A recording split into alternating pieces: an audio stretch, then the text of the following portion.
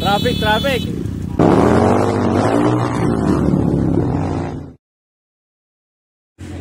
At yun guys, dito naman sa part na to, ang nakasama ko naman ay sila Master Barok. Uy! At narinig ko kasi ay papunta sila Kinaw. Binangga yung bato, luwag-luwag sa kaliwa sa Malaysia, ilog ng Malaysia Bumangga. ay bibiyahe kami papuntang Kinaw kasi ang Kinaw ay hindi ko pa nararating. So, nag-stop kami dito sa Malaysia, dito nagkaipon. Maglalabang ka pa sa akin sa kapula. Dumami yung mga trail riders. Kaya ang sarap ng biyahe namin. Iba talaga pag marami. Mas nakakailakas. Tapos yan, mga bumababa naman sa galing sa kabila, nag-reverse sila. Nagaling na rin yata ng Barkong Kawayan or Kinaw. So, kami naman papunta naman doon, patawid dyan sa ilog. Puro 4 stroke ah. Kasalukuyan pang hinihintay yung ibang makakasama. Mga team 4 stroke pala to. Master Barok. So, nandyan kami sa likod.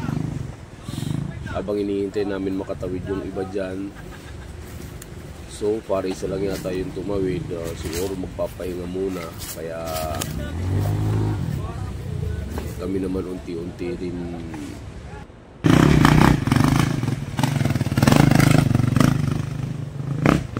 nag-aayos para makalarga na. Yan, marami-rami din at mayroon pa dun sa dulo. Marami-rami parating pa, kaya yan yung hinihintay. So pagka ipon yan, kami titik off na. At mabuti naimbitahan ako ni Master Barok. Yan si Master Barok yung nakaasin. Yan, sama tayo sa mga master. Actually, andito naman si Master Barok. Hindi tayo pababayaan ito. Sa mukha ko lang nakikilala, yung iba hindi talaga. Ang kilala ko lang ay si Master Barok. Yun lang talaga yung medyo kaligid ko. Kaya naglakas ng loob na rin akong sumama dyan sa grupo na yan. Actually, hindi lang yan isang grupo. Iba-ibang grupo yan. Yan lang nagpang-ako. Tapos nagkasundo na. Didiretso na ng Kinaw. Pari-pariyo. Tapos yan si Master Barok. May baon na alang ata yan. Tao na to. Lagi naman itong may pitit na swerte daw.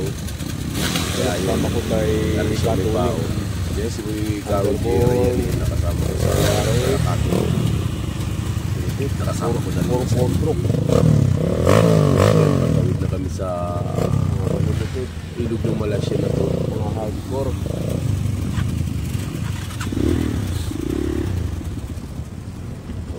Medyo hindi maganda yung stabilizer ng ating video kasi ang gamit ko dito ay cellphone. So yun guys, mga gustong malaman kung ano ang estado ng video ng Vivo V40 Lite 5G. Ayan yan. Basta. So yan yung pinaka sagad ng stabilizer niya siguro. Basta ang baka mayroon pang isasagad para mas hindi siya malikot, hindi siya magalaw. Alam. So yan pa lang yung naituro sa akin. Hindi ko pa alam kung paano magpagalit kasi pag yan yung itsura ng video ng Vivo V40 Lite. So hindi siya ganun kaganda yung stable niya. Pero kasi ako baka nakikita ang cellphone na napakaganda ng stable kahit sa mga gamit. Pero dito not good talaga. Wala akong choice, sayang din naman, kaya i-upload ko pa rin. Kaya pasensyahan nyo na. Sana nga mapaayos ko itong GoPro na galing kay Bruce Mike. Medyo matagal na rin kasi ito, kaya baka sa sobrang katagalan niya kaya nagtulog ko na rin. Kaya yung ginamit ko dito yung cellphone. Yung GoPro kasi last time na trail kami sa Ipu, Bulacan. kasama ko at Tikurangon. Ngayon, hindi nga nag-save, hindi nag-record yung GoPro. Every 6 seconds namamatay. Pag binubuksan ko 6 seconds namamatay. So, not good. At yan may nadaanan lang nag-hiking. Ang iniisip ko lang sa mga nag-hiking, katulad yan nakashoot, mas delikado kasi paano kung may ahas dyan, masukal yung area, malinis yung daan, yung both side yung daanan is napakasukal. Paano kung may mga ahas tapos naglalakad pa, diba? Tulad ng mga katulad yan, naka-trail, nagtitrail kami, nakamotor, maingay yung motor, ang alam ko sa ahas pag maingay, lumalayo sa daan. Pangalawa, naka-boots kami kaya parang hindi yata kakayanin yung ahas yun kasi may mga plastic pa yun. Kung hindi ganun kalaki yan na ahas, but hindi pa rin safe talaga pagka may ahas. So hindi kasi maiwasan ang isip na may ahas dyan kasi napakasukal both side ng daanan, lalo na katulad sa kanila nag-hiking. Tapos dito sa area na to bumabakbak ako pero wala na akong matanaw, wala na sila na una na grabe ang bibilis talaga, napaka-hardcore yung mga nakasama ko. Ang gagaling yung master, shout out sa inyo, salamat na kasama sa inyo. I think si Barok lang yung kilala ko sa pangalan, mayroon namang iba si Garo dyan yung kilala ko na rin, pati yung isa rin na lagi kong nakakasabay sa Tanay na naka-KLX, pati yung dalawa nakasama ko pala na dalawang KLX yung nakaraang upload doon, nandiyan pala sumama din sa amin, kaya nagkakasama-sama rin kami dyan. So sana mapanood nyo yung video hanggang dulo, medyo masaya naman sa mga mahilig sa trail. Ito na siya, at dito sa part na to nagpahinga kami. Actually hindi ko alam yung kung anong tawag nila sa lugar na to. I think may mga tawag yan. Uminto yung nasa unahan kasi nga inihintay pa yung nasa likod kasi marami pang parating. So tambay-tambay lang muna Lap. hanggang sa maya-maya nagdatingan na rin sila. Kasi meron doon medyo hindi naman lahat hardcore yan, meron dyan mga kahit pa paano mga baguhan o medyo mahina pa, isa na mahina kasi mahina rin naman ako. Pinauna si Garo dyan, pinauna na, tapos ito nga may dalawang KLX pero hindi yung nakasama ko. Itong nakaditi na to si Master, nakalimutan yung pangalan ko, si Singapore yan, pero grabe ang lakas ng stamina niya. Nakadito na yun. So yun, bubakbak na ulit kami. Marami eh. Sarap. Hanggang makapanig. Pero grabe, hindi naman siya mahirap na daanan kasi nga sobrang tuyo. Tapos yan, medyo natatraffic na kami gawa ng nasa unahan. Medyo napapalahaw kahit naman. Ganun talaga. Pagka sumabay ka sa pyramid yan, pwede kang mag-spin lang, hindi ka umusap gawa nga ng sakli yung panan. Dapat Nakyat. bago mo berating, dapat nakakapit din.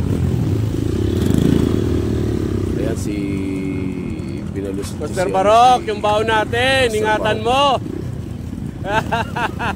Yan talaga nagyaya sa akin na mag-inom tayo. Actually, kanina dinaanan ko yun sa shop niya.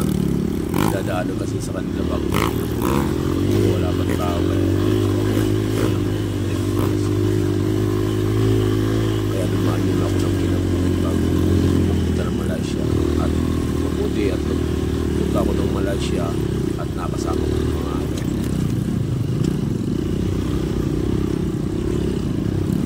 yan, medyo mahaba-haba pa yung tatakbuhin namin. Tapos panay pahinto kasi nga merong nasa unahan. Traffic. Traffic. Wala namang choice kasi hindi naman namin pwede magandingan. Buntot-buntot na kami dyan sunod-sunod. Hindi na nagkakahiwa-hiwalay kasi nga meron na sa una na babalahaw.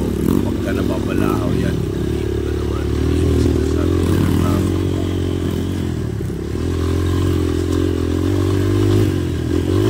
Tapos yun nga, hindi ko Puta. itong video na to kasi Hindi pumasok segunda. Hindi maganda talaga yung estabo. Ewan ko kung mayroon pang paraan para gumanda yung estabo ng cellphone na to. Kung mayroon mang marunong, i-comment nyo na lang sa baba guys kung paano ang gagawin para gumanda yung stabilizer ng Vivo V40 Lite 5G. Yan po yung cellphone na yan. Ang nagustuhan ko kasi ito dito sa ulan, kaya sa mga susunod ng video ma-upload ko rin yun yung mga inabot kami ng ulan sa lugar na pupuntahan namin. So yun, umubra nga kahit maulan, hindi naman siya. Ayun nga lang, stable niya, hindi siya kagala, sobrang bigo, sobrang matagtag. Sarap. Kaya yung pagbilingon nga ako dyan, para makunan yung ibang view, inakat ko na lang kasi mas nakakahidulan. Sayang. Maganda sana kung nakagrupro ako dito. Maganda sana ng tapuan. Kasi ano po, fast trail lang, light trail lang, kung maliligo lang yung mga na nasamahan ko. Medyo mahaba-haba nga lang tapuan talaga, sobra. Kasi almost mula dyan sa Malaysia papuntang Kinaw ay mahigit isang oras pa namin tinakbo. Kung sa bagay pahigit ko naman Hindi rin ako na-boring. kasi nga Dami natin kasama. at saka mag-i-set up pa kami dyan bago kami dumiretso ng Kinaw. Tapos traffic na naman kasi dito sa harap. Sarap. Isa kasi pag sumablay ka sa rats, pwede kang bumuwal na lang bigla Umahato na si Master Barong. So pilit ko siyang hinahabol para hindi nakakaya na nasa likod ko yung beauty. Napakalakas din ang stamina ni Master.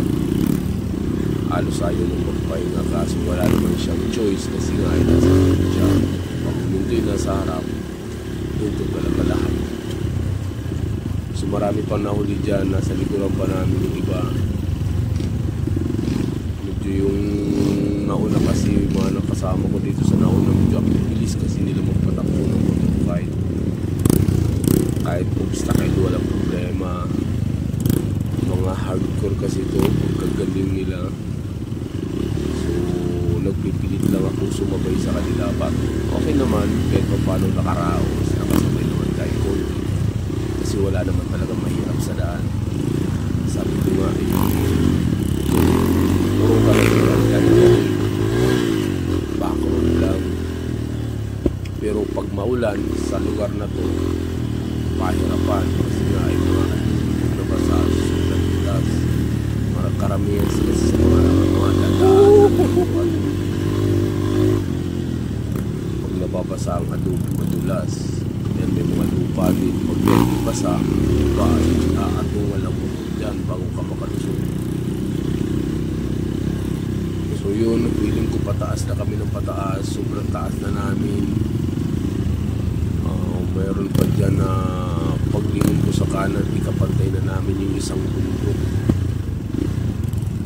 Mataas na Tagalaga narating, sobrang taas. Kaya pinapila kami dyan, sobrang dami, kaya nakakatuwa. Hindi ka mapapagod kasi mag-i-enjoy ka sa dami tsaka sa ingay. Grabe, ang saya, kantsawan, andyan lahat. Pag mayroong nababalahaw,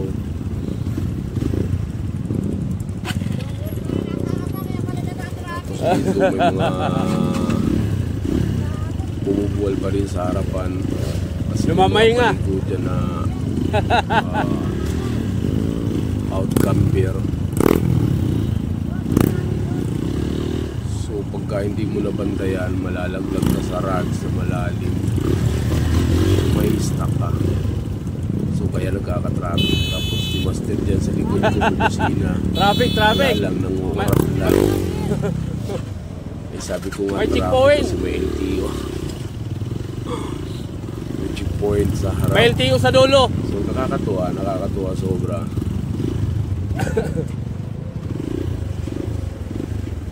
Ito yata yung na landslide yung tuloy-tuloy. Napipressure yan. So parang tinukuha na ng mga tawal.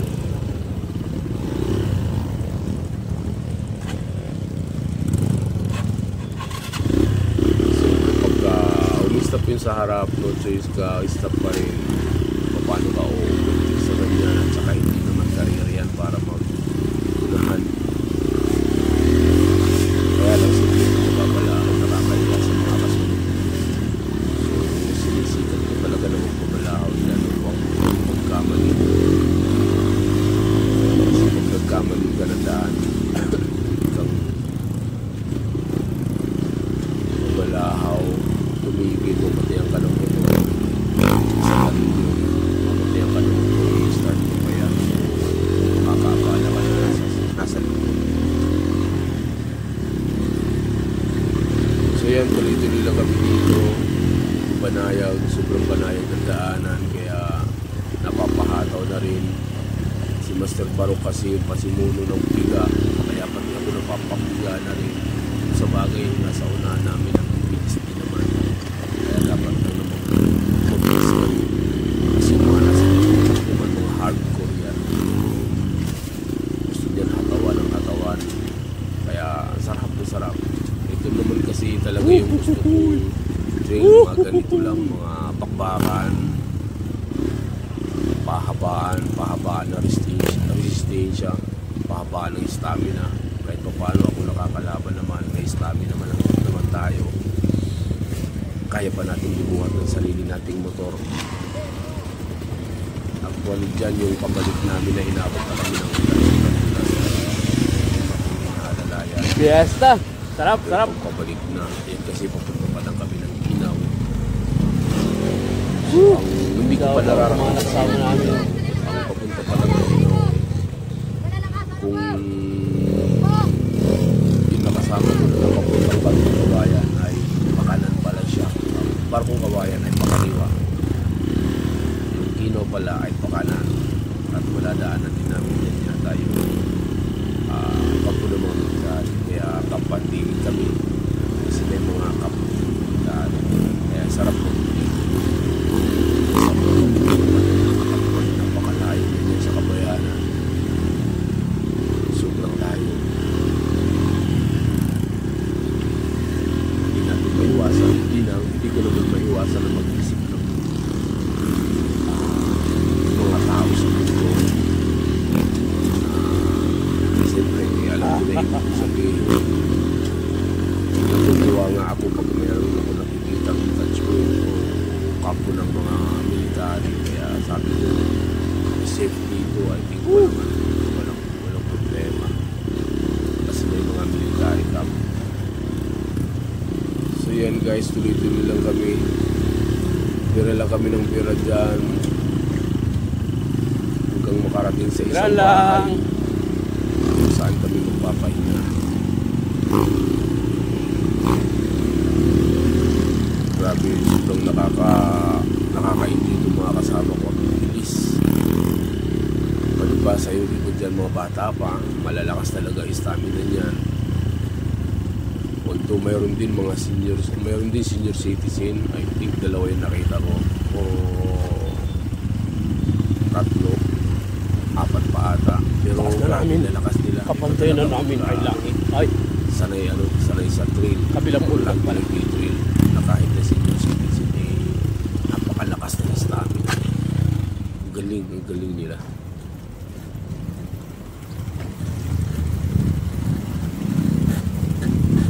May hamak na nakakalakas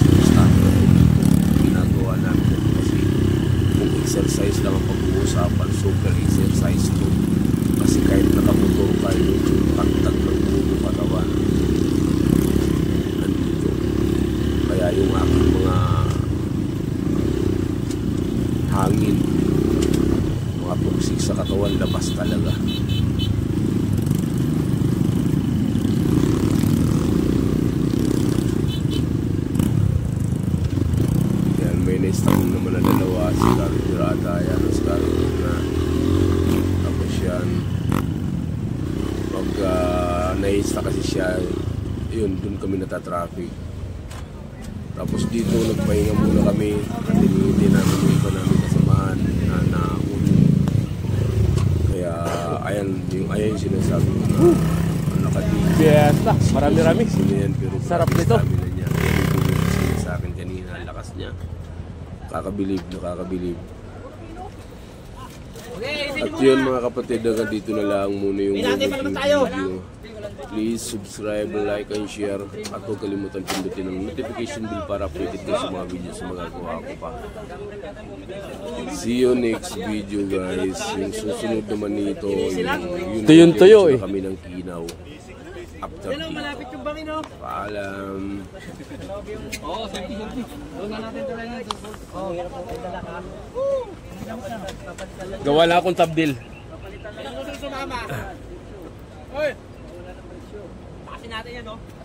Kailan? Hoy! Mga taga-buso-buso yan. 3 days. Bago yung buso. Sir, shout out. Kaya nga, tasin natin yan, no?